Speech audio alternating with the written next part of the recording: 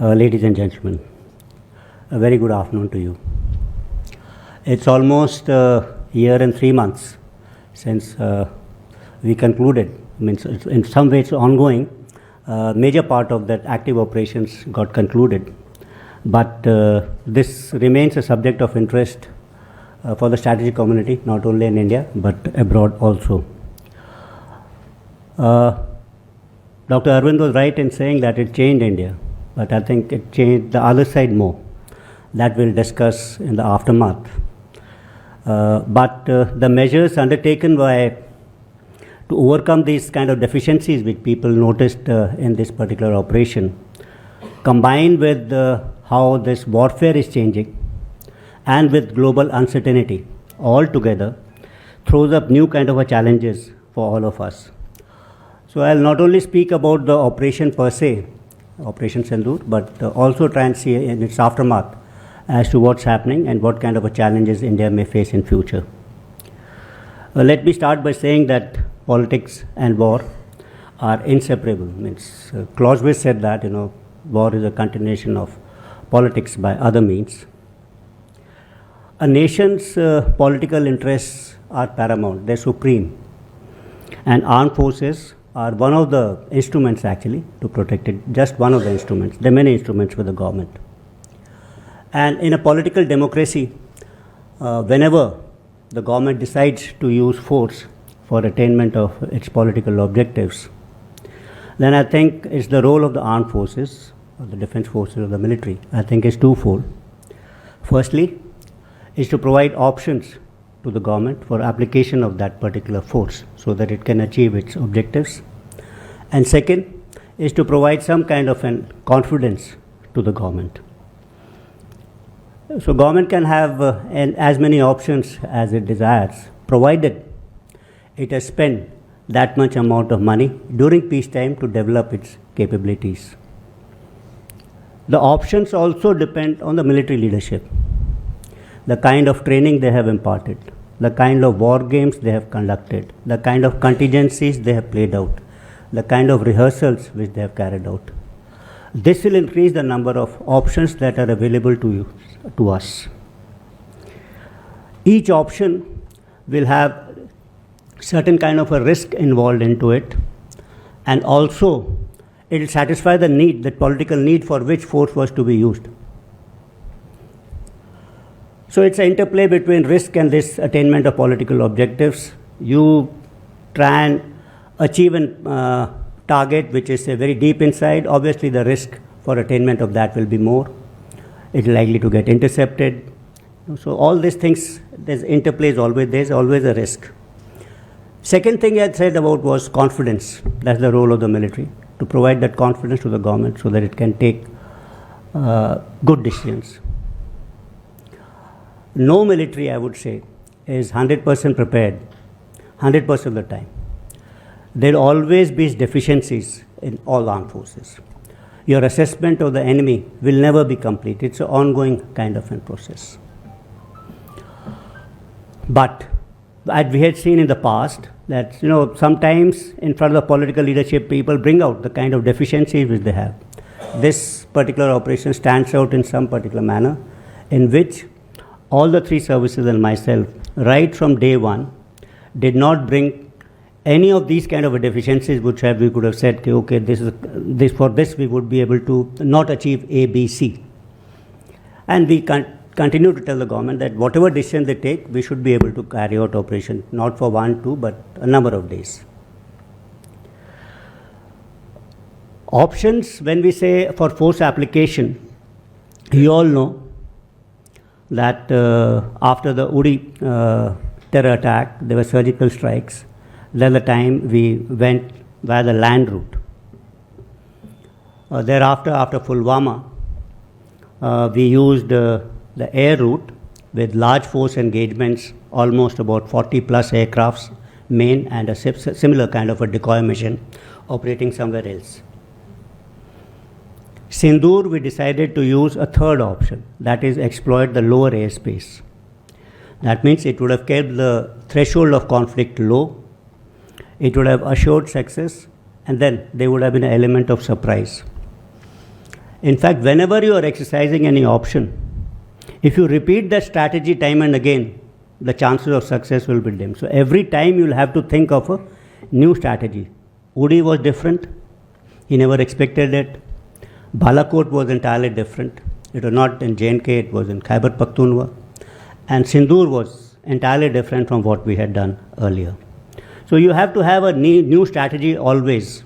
You can't repeat an old strategy, otherwise the chances of success of that strategy you'll not have.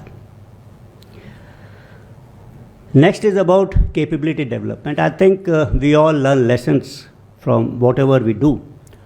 So Balakot strikes probably had their own lessons for Pakistan as well as for us. We learned that long range precision strikes are a must. Standoff capability is a must. Post strike damage assessment is a must. You have to get back the proof of what you have done. So after that we started investing in creating these kind of capabilities. So you had Scalp, Rampage, Crystal Maze, Hammer. We had Palm 400, Excalibur ammunition. So all these kind of capabilities not only we acquired, but we started to operationalize it. Pakistan probably they learned a different kind of a lesson from Balakot. They were worried about air defenses, so probably they invested more in HQ-9, PL-15 and such kind of aircraft. In between, I must also say that this was the period when government had given us emergency procurement. So I was talking about, the government should be able to spend some money. So all democracies are always short of money. But then the government did give us this emergency procurement 1 to 4, largely arising out of our troubles in the northern border. And we created these capabilities and we could have shifted them either way. So Ukraine war also gave us a number of options for how force is used. That conflict was very enriched with kind of a lessons. Different kind of capabilities were used with effect. So we procured a number of drones, loiter ammunition and counter UAS systems. Now I'll talk about the decisions which were taken at various levels and how they were taken, what kind of decisions were taken. You are aware, let's talk about the political decisions. You are aware about the political decision that we, the perpetrators of this particular strike, will not be spared and will not tolerate cross-border terrorism. This was conveyed by none other than the Honorable Prime Minister in his speech in Patna on 24th. In fact, on 23rd, the other instruments of power, how do you want to use diplomacy, your economic power or trade, those decisions were also taken on the 23rd. But the decision how force is to be applied, that was taken on the 29th when the Chiefs of Staff Committee, the Raksha Mantri and the NSA met the Honorable Prime Minister. But in this period between 23rd and 29th, there was a number of activities which are happening between us. The Chief of Staff Committee must have met on almost about 4 or 5 times. Equal amount of times he would have met along with the National Security Advisor. The Raksha Mantri held his meetings along with NSA on 2 or 3 occasions. So it was a kind of an interplay when we went to the government with our options. We had a number of options which we had discussed with the NSA. So on 29th when we went there, I think the big decision over there was that we should teach Pakistan a big lesson because India will not tolerate cross-border terrorism and this must end. So in words like, it's beautiful beyond soch ke bahar ho. Then of course, second thing was whatever we are supposed to do or whatever we are planning to do, we gave out these options which I told you that we will use the lower airspace. The Prime Minister was only, he told us only one thing, that he's not under any kind of political pressure to do it immediately. He said, do it at your own time, but ensure that there is no reason for failure, either human or because of technical reasons. And we should have evidence of whatever we do. And the fourth thing which he told us was complete freedom of action. So for the military, actually, there could have been nothing better than this. what they want always is clear political direction, and that was available to us. It was in this particular meeting only. We also included in the target list, we also included Bhavalpur. That was on insistence of Raksha Mantri, because the Prime Minister is saying that we need to do something big. The target was at a distance, but yet we included it.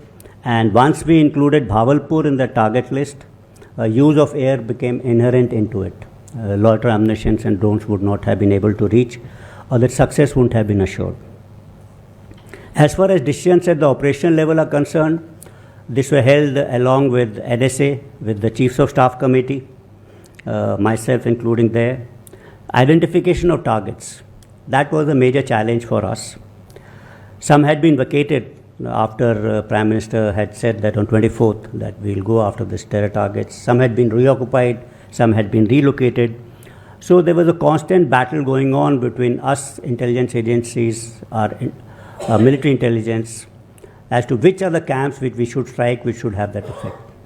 So that was then of course in this there were generation of multiple options. I have told about how options were generated for application of force, but over here there are options as to what should be targeted, at what level should it be targeted. The rules of engagement, they were decided in this. The rules of engagement were quite clear actually, that anything which is impeding your carrying out your mission successfully, that should be targeted, and anything in self-defense is part of engagement, the rules of engagement.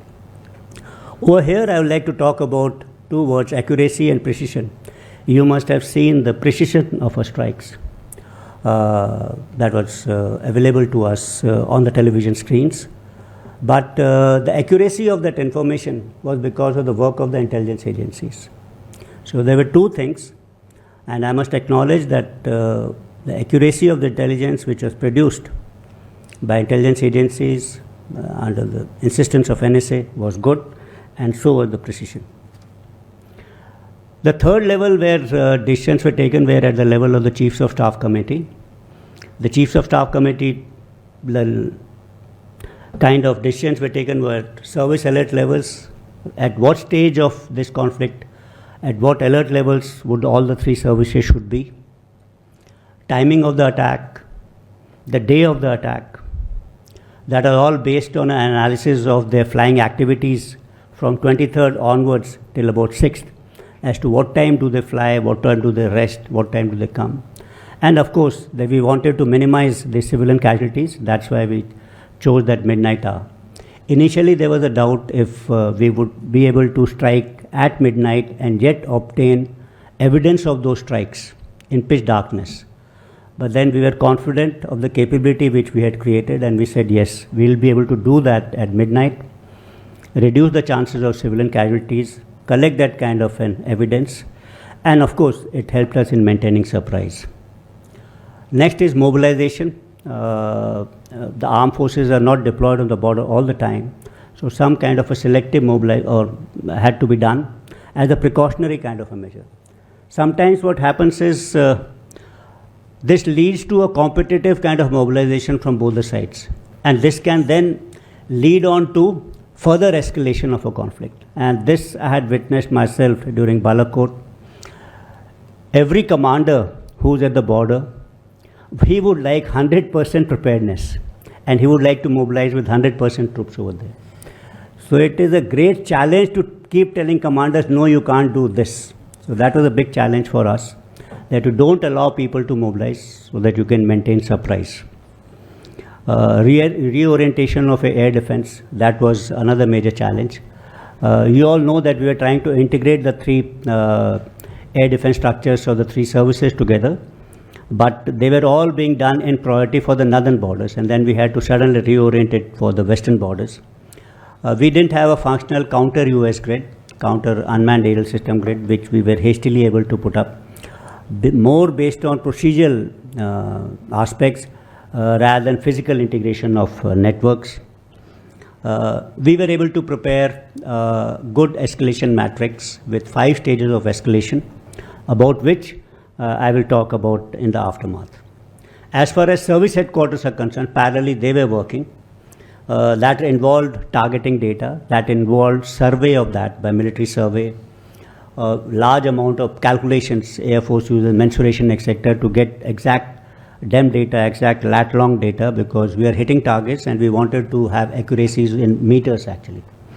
So that involved a lot of staff work.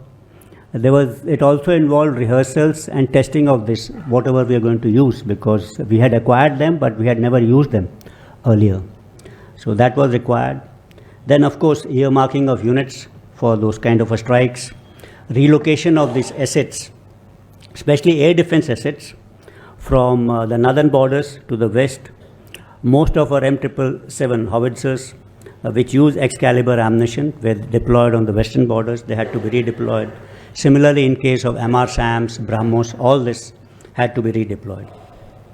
The demand for satellite imagery and intelligence kept multiplying the moment this thing happened. And we knew that we are going in for operations, and the Defense Space Agency was at its wits' end actually, how to meet this increasing demands. ISRO came in with a big help. A couple of satellites of there were placed under command, couple of ground stations were placed, and from about 24 hours revisit cycle on a particular area, we are able to get it down to about 8 hours. Then, of course, we used normal contracts for commercial imagery with other companies which are doing this business globally. Similarly, for defense cyber agencies, they had to coordinate a lot of work with the service cyber agencies. Cyber is one field in which people, try to maintain secrecy, all services also. So one had to really force your way onto the service cyber agencies, get their act together, understand what kind of capabilities we have created, because no one is wanting to tell that what kind of capabilities that have been created, and then to integrate it into a operational plan which we are going to execute. So that was one challenge. Then, of course, DGDIA, that's the intelligence, so coordinating all kind of intelligence together as to how things will happen. So this was major work which was going on parallelly with. So sometimes people ask, why did you take so long actually, from 23rd to 6th, because all these processes had to been gone through. Some defense related decisions were also important, that which the Ministry of Defense or Raksha Mantri along with us took. First is whether to invoke the Union War Book or not to invoke the Union War Book. We had not declared a kind of war. So while Union War Book was not being, but its provisions were being invoked, the Coast Guard was placed under command of the Navy. Similarly, we started coordinating with the BSF, with MHA getting involved. Then, of course, is Raksha Mantri sanctioned Emergency Procurement 5 and Emergency Procurement 6 for capital and revenue. So this whole process started. DRDO pitched in its bid by offering us equipment which are still under development or trial on experimental kind of a basis, which we could do. So all these activities were happening simultaneously between 23rd to about 6th. Rehearsals, planning, escalation matrix being developed, constant meetings and refinement of plans. And this is happening all across, right from the political level, the NSA level, RM, Chief of Staff Committee, the service headquarter level, and then commands and below, and strike units. Now let me talk about a few enablers which actually helped us conclude these operations very successfully. One is exercise Tropex. The Navy does annual exercise Tropex, and most of its ships were out before this particular operation. So they had in fact just finished this exercise about a week back or so, and the ships were already actually coming back into harbor. They had to reload ammunition and go back on operational deployment. So we were almost able to deploy 40 surface combatants, including a carrier battle group, as compared to very minuscule amount of surface combatants, 4 or 5 of the Pakistan Navy. We are in the midst of conducting a communication exercise between what kind of a communication architecture should we have in case we have theatre commands. So that communication exercise was on. That was exercise known as Haldi Ghati, and it was one of the debriefs of that exercise which was holding on 22nd when the news started breaking in of this Pahalgam attacks. So that's the point actually we said this will continue with this communication exercise. So our communication architecture was well rehearsed. So it was already existing. and we are able to do that. Next thing which helped us was Army had deployed a secure mobile phone for their operations, and we had almost about 7,000-8,000 of those sets. They were distributed to the Air Force and the Navy, and also to the Foreign Secretary, Home Secretary, Defense Secretary, and important appointment holders. So we did not depend on social media like WhatsApp or Telegram to exchange messages. So in fact, after 23rd, gradually everyone did not leave any kind of a digital imprint on this social media or the digital media. No imprint was left. And this would have been a matter of surprise for a number of foreign agencies who normally track such kind of important telephone numbers. So we all know this. Then one more thing which helped me was creation of a research cell, which was in fact term which we wanted to use for implementation cell. So in case we create theater commands, how are we going to do it? So I had a number of officers, 6-7 of them, a good team, one of the best set of officers there. So they were directly under me, helping me out. Otherwise, CDS is just one man and few staff officers. So I had a team of 6-7 officers. And of course, this initiative of jointness and integration, which came about along with this appointment of CDS. That's one of his job actually, to promote jointness, create integrated structures. So a number of such initiatives, like all these things which I told you about mobilization from the northern borders to the west, that involved a movement of a large number of aircrafts, people moving to ranges for rehearsals, etc., for firing of this equipment. That also involved a large number of movement of trains, equipment. All this was done at the level of maybe 1-star or 2-star officers. No one asked me anything, or no one troubled the higher leadership on this account, which wasn't the case in past conflicts where people had to intervene at the level of chiefs or vice chiefs to give a decision, no, do this. So that didn't happen. We had kind of not integrated our inventories, but there was a visibility of inventory of ours, all 3 services.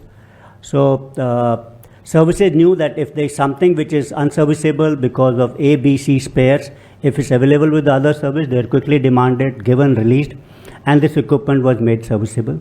And that's because a large number of equipment among the 3 services today is of a common use. So we have MR-SAMs, Akash systems, helicopters, BrahMos missiles. They are all the same. So they have a common inventory of spares, etc. So that was used. Then of course is air defense networks, IACCS, then your Akash Tir and Trigun. These are the 3 air defense networks or the 3 services. They all create a separate picture. There is no, that used to happen in the past, but we were able to integrate this.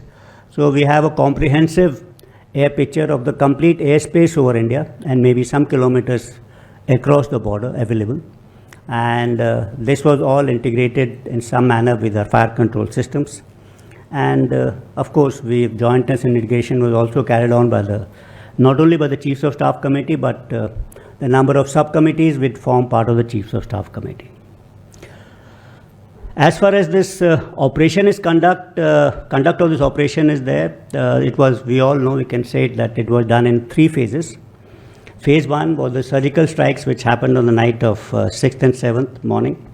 There were 9 targets which are stuck. Air Force struck Boridke and Bawalpur, and the Army struck 7 targets.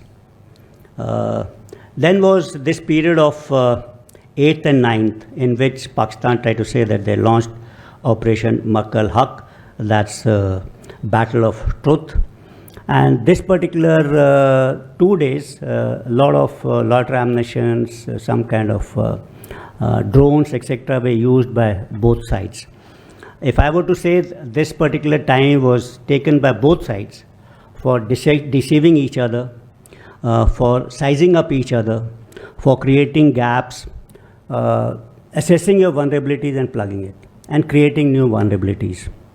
So for example, we knew that on 8th and 9th, you must have seen that we used Harop and Harpic loiter ammunition to target. They're anti-radiation loiter ammunition.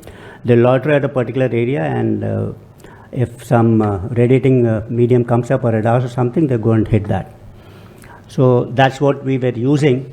But before that, we were using a meat ammunition, which is actually an air defense target decoy. So that goes, it masquerades as an aircraft, and that forces people to open up their radars, and that's followed by this particular HAROP and HARPIC. And then it creates vulnerabilities because you do not know when aircrafts are coming whether to open up your radars or don't have to open. So that kind of tactics created some kind of a gaps, physical gaps because of destruction of some radars, and procedural because the enemy was confused as to whether it should open up radars. So all this, as said, was a period in which we are trying to create vulnerabilities, plug our vulnerabilities, trying to deceive each other, sizing up each other, and creating gaps. On the line of control, of course, there were focused fire assaults which happened. And on the 10th, that the phase 3, I would say, that's Bunyan al-Marsus, the operation which Pakistani said is a wall of lead. That started as, they declared that almost to a couple of countries that they're going to teach India a lesson in next 48 hours and going to start at about 1 o'clock PST, and that's about 1:30 PST. But unfortunately or fortunately, they folded up within about 8.5 hours. So in this phase 3 of the operation, we carried out 4 waves of air attacks, first starting at 2:30, 4:30, 10:30, and last one going at almost at about 1:45, 12:30. So if I have to sum up, this Operation Sindoor was a different kind of a war from all the wars which we had fought earlier till now. So this was a mix of non-contact, largely non-contact and contact warfare. It was truly multi-domain because operations were handling not only the air, maritime and land domain, but also in cyber and electromagnetic spectrum as well as space. It was a mix of kinetic and non-kinetic operations. It was networked. I spoke about our air defense network. That gave us a fused kind of a picture. They were non-linear. Normally, most of the warfare, it's been linear in sense we take on objectives very sequentially. So over here, there was no sequential attacking of objectives. We stuck objectives which are far too in depth. And of course, there was a bit element of intelligence involved into it, artificial intelligence also. Let me now talk about why did Pakistan on 10th at about 9:30 they picked up the phone and they said that they wanted to talk. And why did this happen? Because that very night, a night before that, they were very confident that they'll continue for about 48 hours. And they folded up almost in 8 hours and 30 minutes. I think to be fair to the Pakistanis, I would say that they carried out certain strikes, but they did not know the effectiveness of those strikes. So they assumed that they have done some strikes. So the first thing which was happened to them was they assumed that they have stuck, and they were confident that something they would have caused some kind of damage. By about 9:30, they were sure. By this time, Indian Air Force had struck Noor Khan and Sargodha. If you remember Sargodha, we had the strikes right at the cross junction of those two runways. So that would have made 3 or 4 squadrons which are deployed at Sargodha unavailable to them. Similarly, squadrons which are deployed at Noor Khan would have been unavailable to them.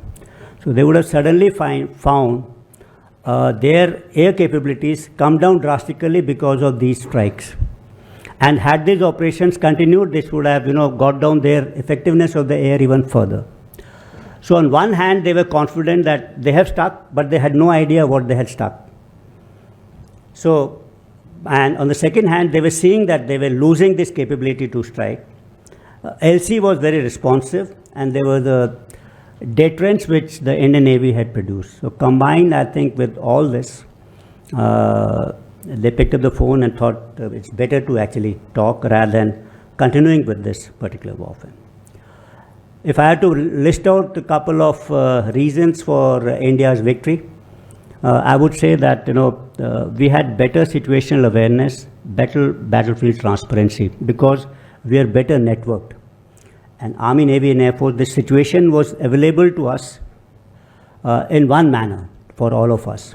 So hence we were able to take decisions better. So we not only knew the results of our strikes, almost real time, but also knew the results of his strikes, that he has failed, which he did not know. So compared to us, he was kind of blind. So hence it was easy for us to take decisions. Second thing I could say was why I can attribute to victory was, I think, clear political direction which gave us a free hand to plan operations. Third thing could be this multi-level coordination which I spoke about, right at the level, at the very apex level of, you can say, CCS, then the NSA doing things, RM and the Chiefs of Staff Committee. And last is, we have spoken at some forum about this notion of victory. In earlier wars, I said this was a different war. In earlier wars, a notion of victory would have been through capture of territory, POW, destruction of equipment, etc. But in this, I think the notion of victory was based on sophistication of our operations, precision and timing which we displayed, the speed and tempo of our operations, and having a ceasefire at a place and time of our own choosing. So these were few things which helped us achieve that notion of victory. In any case, this particular warfare was not fought all in physical domain. So when warfare is transiting from physical to synthetic to cognitive domain, the matrices of victory will have to be defined slightly differently. So as far as my personal experience is concerned, I think I'd say that there was a very high tempo of these operations occurring between 7th to 10th, a large number of coordination meetings before that, and most of these operations, if you recall, happened all during night. So daytime we were in office trying to coordinate things, and pace of operations used to pick up at about 7:30 and then continue till next day morning.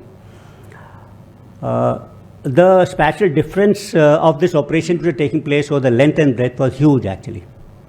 And they were happening in all three domains, cyber and cognitive domain also.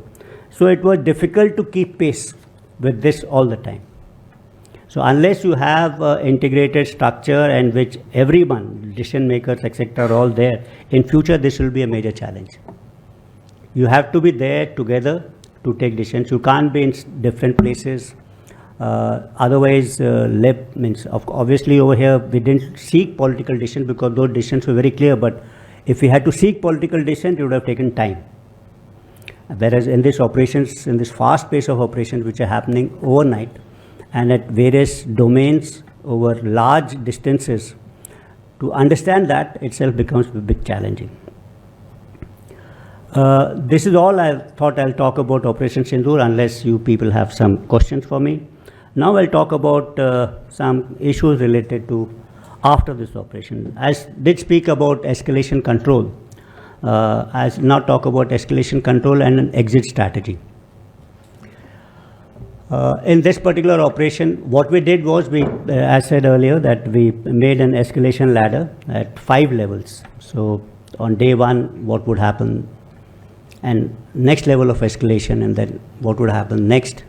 This is all based on, whatever you do, what is the possible enemy reaction to it, and the probability of it from high to low. He may undertake 10 type of actions from high to low, and then you say the highest probability of action, say, are 3. Whether they will succeed or they will not succeed. It depends on what kind of action it is, how difficult it is or how easy it is. So if it succeeds, then what are your options? And if it fails, what are your options? So you continue, this is the second cycle. And but after that, you put on your options on the table which you hope will succeed. And you continue like this, going up the ladder. So you make it up because, unless you have thought through this whole thing and passed it down, if you want to change in between, this is not possible. I can give you a small example. At about, once the Pakistanis had picked up the phone and they said they wanted to talk at about 10, the air chief had asked me that whether he should strike Sargodha. I said, go ahead. And then he also, I said, please identify 2 more targets. So he had, one of the targets he identified was Sukardu. But unfortunately, we gave a yes, but no, after some time the weather was bad over Sukardu. But they had to change over to Bulhari. Now from Sukardu to Bulhari, which is near Karachi. Now unless you had practiced, you had the targeting data, everything thought on D-Day, before to D-Day, this is not possible to do this. So unless your escalation matrix is correct and people are aware of what is to be done, right from D1. So it's not possible because of this fast pace of operations. Exit. I think a couple of principles which we thought in this escalation matrix which laid for ourselves was that the last strike or the winning note will be always delivered by us and not by the Pakistanis. So that was one. Second thing was we thought that communication is important. That means we have a physical line, so you keep communicating. And third important thing is battlefield transparency, about which you have spoken. In your escalation, unless you are clear as to what you are doing and the results of it and what enemy is done and the results of it, you will not be able to take the next step in that escalation ladder. So battlefield transparency, and that comes out of networking. That's very, very important. I think, and your exit strategy. When you said that we will enter a ceasefire at about 5 o'clock, this all happens because you understanding the battlefield far better than your adversary, and then you can take a decision that okay, we'll quit because we are now at a winning term. We are at a winning term at 9:30, 10. We carried on those strikes till about 1 o'clock, so we ensured we had a better victory, and then we said okay, we will talk at 3 o'clock. So that ceasefire is to be decided at 5. That was what we decided. We have to remember that no ceasefire will be perfect. If you think at 5 o'clock all guns will stop and they'll be all quiet on the Western Front, it's not possible. At every little level between commanders, there'll be something or the other which he wants to achieve or the adversary wants to do, he's lost something. This will continue. That should not actually kind of spoil the ceasefire, which has been agreed at the very apex level. So this is what happens actually in the war which we're seeing in Iran. So when you decide that the ceasefire, operations will continue, so have some kind of a patience till it comes down. If you don't have that, if you remember on 10th by evening, there were a lot of drones flying, a lot of reports, there were a lot of pressure actually as to what's happening on the border. So that's a major challenge. The next thing I would like to speak about is nuclear risk reduction and space for conventional operations. You're all aware that over a period of time, I won't go into this, development of the nuclear doctrines, etc., both the sides. Finally, at the end of it, it was for Pakistan is full spectrum deterrence.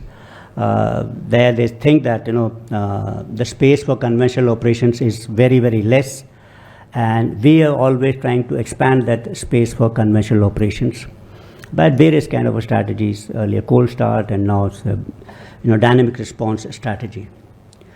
So I think this space for conventional operations has been possible under this nuclear overhang because of 2 or 3 reasons. First is the doctrine, NFU doctrine, no first use doctrine, automatically expands that space for conventional operations from our side. If both the sides had a first use kind of a doctrine, the space for conventional operations would have got reduced. Second, there was no territorial aggression as far as Pakistan is concerned. So obviously in this kind of a non-contact warfare, this helps. The onus of escalation, again, what we hit was terror targets because the terrorists had perpetuated acts of terror onto our territory. The onus of escalation into the conventional domains squarely lay with Pakistan. He had no other option actually. In case he wants to respond, there are no terror targets here. So he had to escalate into the conventional domain, and that very nation then escalating into nuclear domain is slightly difficult. So we are quite sure that we should be able to manage that.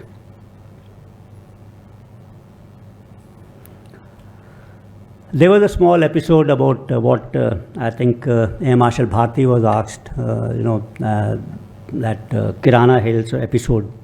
I think I'll clarify this. At occasions he's been asked whether Kirana Hills were hit or not. That's where their nuclear facilities are there. And which Bharti had rightly clarified that we did not target Kirana Hills. I can maybe given kind of an explanation. Before those strikes, we had sent in a lot of loiter ammunitions at Sargodha. And Kirana Hills is about 10 kilometers north of Sargodha. So the loiter ammunition is looking for radars which are in around Sargodha. And it's got a lifetime, means time. It will loiter for about 2 hours, and once it doesn't find a target, then it comes down and hits somewhere. It must have come and hit one of those hills. So that could be one of the reasons as to what people asked. Yes, because Pakistani media also showed some kind of images in which there was smoke coming out from Kirana Hills, and they were asking. Next is a new normal. You heard about this new normal, which the Prime Minister has said that, there'll be talks and terror will not go together, blood and water will not flow together, will not tolerate cross-border terrorism, and will make no distinction between perpetrators and their handlers, and then will not be blackmailed or by nuclear blackmail. So these are the new normals. But what is the new normal? I think it's a new rule to prevent from a crisis to emerge, and if it still emerges, then how to better handle it. So after, say, COVID-19, the new norm was work from home, which is caught on with people and still continues with it. So after demonetization, the new norm was use of digital currencies. So that became a new norm of how you actually work. So Operation Sindoor onwards, we'll have this preparation 24/7 that I think is important. We should have an ISR capability which is much deeper than what it exists today. We should have a capability for real-time intelligence analysis, and we should be able to strike anywhere where we want. So these are the kind of capabilities what we should have. Some of the lessons we've learnt out of this conflict, but sometimes I feel it's far more important to understand what lessons the adversary has learnt. And to those lessons, how is he trying to, whatever shortcomings he's noticed, what is he doing about it? I think that is more important than the lessons what we have learnt. I'll now talk about the possible lessons which Pakistan would have learnt and what it has done. First is, I think there was a lack of integration between the three services. Second is lack of coordination between conventional and his nuclear forces, and a singular command authority over conventional and nuclear missiles, both. So all this he's kind of remedied. He's created an Army Rocket Force, which is separate from a National Strategic Command. So he separated out his conventional and nuclear forces. He's created this port of CDF. He's created a joint defense headquarters, and this chairman joint chief of staff committee, which was earlier held, that post has been abolished. So that thing was non-functional because although he was chairman joint chief of staff, but all three services were acting independently. So now what they have done is they made a CDF, put all the three services under him, and also put the nuclear forces under him. So for a better kind of coordination, they did it by the 27th Amendment in November 25, 6 months after this operation. And now they have provided a force to this particular amendment, which they have done a force of law by passing the Defence Forces Act 2026 on 20th of August, this month itself. Second thing, so these are the drawbacks which Pakistan has noticed, and this is how it is tried to rectify it. The implications of this. Obviously, the first implication of this is good and bad. So the space for conventional operations increases further because he separated out his nuclear and conventional forces. So hence there is more space for conventional. Then it makes his long-range artillery, long-range rockets and missiles more usable.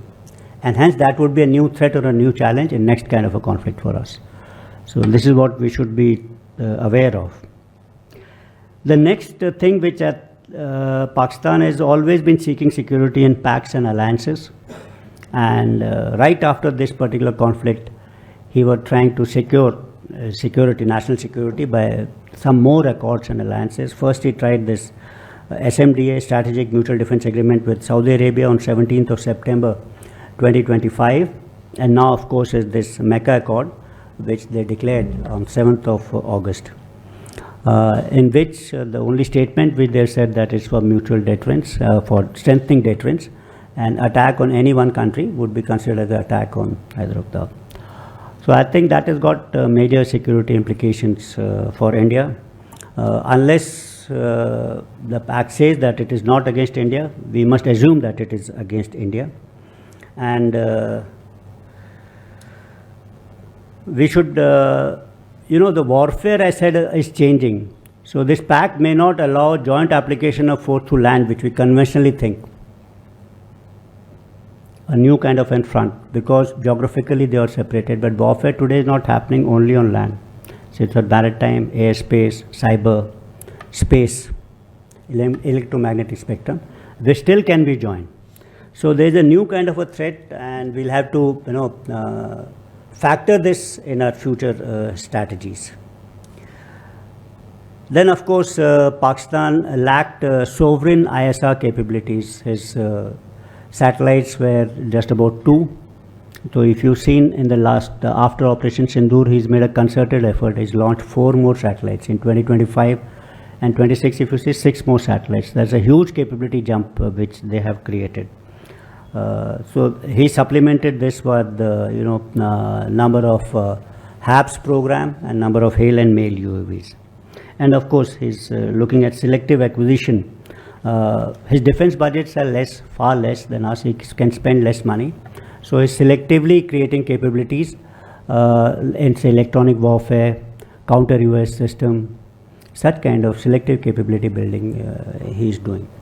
So we'll have to take all this thing into account for next round whenever it comes up. For us, I think we'll have to reassess our procurement priorities. That is one. Reassess our war fighting strategies. Create new capabilities. We should be able to create new capabilities, create a new kind of a deterrence, non-nuclear strategic deterrence, which could be based on very frontier technologies, based on space, cyber, quantum, artificial intelligence. And of course, we should look at strategic realignment, keep our channels of communication open with all our friendly nations.